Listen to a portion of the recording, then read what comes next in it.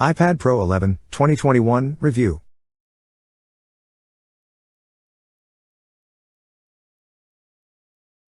Along with the larger 12.9-inch iPad Pro, Apple has also updated the 11-inch iPad, bringing it in line with its larger sibling by incorporating most of the tablet's features, but in a more manageable size.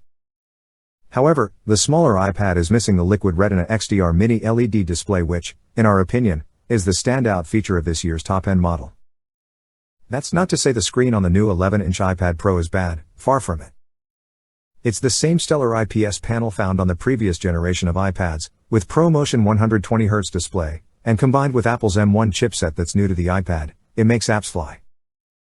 The iPad has never felt slow, but the specs on this latest generation give it plenty of future-proofing headroom for years to come. You can equip the new iPad Pro with 16GB of RAM and 2TB of storage, specs that match those of the highest-end M1-based MacBook Pro. There's also support for 5G connectivity, through a physical or eSIM, for accessing your data on the go, while the USB port has also been upgraded with Thunderbolt support. Last, and certainly not least, is the new ultra-wide front-facing camera. It includes Apple's new Center Stage feature, which tracks subjects or zooms into the scene based on what's in the frame. The way it works is pure Apple magic. The new iPad Pro is now available from Apple and other retailers in both 11-inch and 12.9-inch sizes.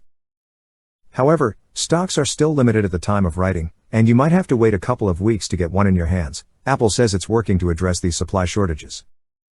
Pricing on the new 11-inch iPad Pro starts at $799, £749, £1,199 Australian dollars, AED $3,199, which gets you 8GB of RAM and 128GB of storage in a Wi-Fi only configuration. You can increase the storage and also add 5G connectivity, which up the price considerably. A fully loaded iPad Pro 11-inch with 2TB storage and 5G connectivity will set you back an eye-watering $2,099, £1,899, $3,099 Australian dollars, 8,199 Emirati dirhams. If you're not looking to use the iPad for professional work, the iPad Air is still a great option and looks almost identical to the new iPad Pro. It has Apple's latest iPhone chip in it and starts at 2,499 Emirati dirhams while supporting all the latest accessories such as the Magic Keyboard and Apple Pencil. It also comes in 5 lovely colors. The iPad Pro is available in 11-inch and 12.9-inch models, and if you want to use it primarily as a tablet rather than a stand-in for a laptop, the smaller version is definitely the one to choose. In terms of size and design, the new 11-inch iPad Pro is identical to last year's model. It has dimensions of 178.5 by 247.6 mm with a thickness of just 5.9 mm, and is slightly lighter than its predecessor at 466 grams. This makes the iPad Pro 11-inch comfortable to hold and easy to use, and with an aluminum frame and back and rounded corners, the iPad continues to feel like a premium device. It's available in just 2 colors, space gray and silver, which is a shame, as we'd have loved to see the new iPad Pro available in more colors, like the new iMac and indeed the iPad Air. Button and port placement is similar to older iPad Pro models, with the volume keys on the right when you're holding the tablet in portrait orientation, with the power button on the top and the Thunderbolt-equipped USB-C port at the bottom. There are 4 speakers, located on the top and bottom if you're holding the iPad in portrait, or on the sides in landscape, the preferred orientation for watching videos. Unfortunately, the camera continues to remain on top of the iPad in portrait orientation, which isn't ideal for video calls if you're talking to a group of people and have the tablet in landscape mode, as it's off to one side. There's a SIM card slot on the right edge, and the pin connector on the back for attaching the Magic Keyboard. As on the previous iPad, the Apple Pencil magnetically attaches to the right edge, where it also charges. Up until last year, the display specs of the larger 12.9-inch model and the 11-inch model were identical. However, for 2021, Apple has introduced a new XDR display on the larger 12.9-inch model powered by Mini LED technology, which the 11-inch version misses out on. You still get Apple's IPS display, with excellent color fidelity and ProMotion technology that enables a 120Hz refresh rate for fast and smooth scrolling. The higher refresh rate also improves the Apple Pencil experience, with lower latency. However, considering how intrinsic the display is to the tablet experience, if you don't mind the larger size of the iPad Pro 12.9-inch, and you can afford the extra outlay, we'd recommend that you go for the larger model. The much higher peak brightness and the contrast ratios on the larger iPad make for a screen that's simply stunning.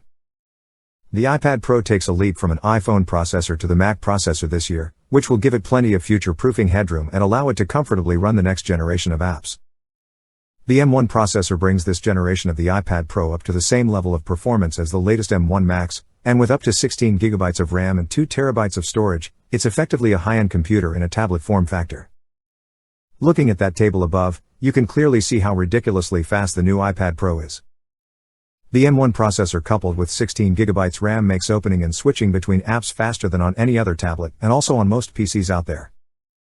Having said that, when it comes to real-world use, the new iPad Pro only performs a little better than last year's model, and the new iPad Pros are the only tablets that best last year's. If you're just looking to do the things you normally do on a tablet, such as browse the web, consume media, and write emails and documents, the power inside the new iPad Pro almost seems overkill. When you're using the ultra-wide camera on the front of the iPad, the framing is automatically adjusted to keep you, or a group of people, in the center of the picture. Have a look at this video below, keeping in mind that there's no camera movement at all, it's just software framing. There are 2 rear cameras on the new iPad Pro, 12MP wide and 10MP ultra-wide. The LiDAR sensor also makes a comeback for use with our apps, though we've not found many use case scenarios for that since Apple added it to the iPad last year. The iPad ecosystem has grown over the past couple of years, with multiple manufacturers offering a variety of protective cases, keyboard covers and stylus options. The 2021 version of the iPad Pro 11-inch works with the Apple Pencil, as well as with the Magic Keyboard from last year. Apple has released a new white model of the Magic Keyboard, but the color is the only thing that's new. If you're looking for alternatives to Apple's offerings, Logitech makes a nice keyboard cover for the iPad that's more affordable than Apple's offering. There hasn't been any change in terms of the new iPad Pro's battery capacity or claimed battery life compared to last year's model. The new iPad Pro has a 28.65 watt-hour battery that Apple claims gives you 10 hours of usage of the Wi-Fi model and 9 hours on the 5G model using cellular data. Obviously, the mileage varies depending on what tasks you're using the iPad for. For example, rendering 4K videos or 3D models will definitely inflict a bigger hit on the battery than watching a movie on Netflix or browsing the web. With mixed usage, we were able to get 8 hours from a full charge. Charging speeds on the iPad Pro are 18 watts, which is lower than many other competing tablets in the market. However, the strong battery life along with the excellent standby time mean charging isn't something you need to worry about much. Thankfully, Apple does provide a charger in the box with the iPad, which isn't something new iPhone users can say.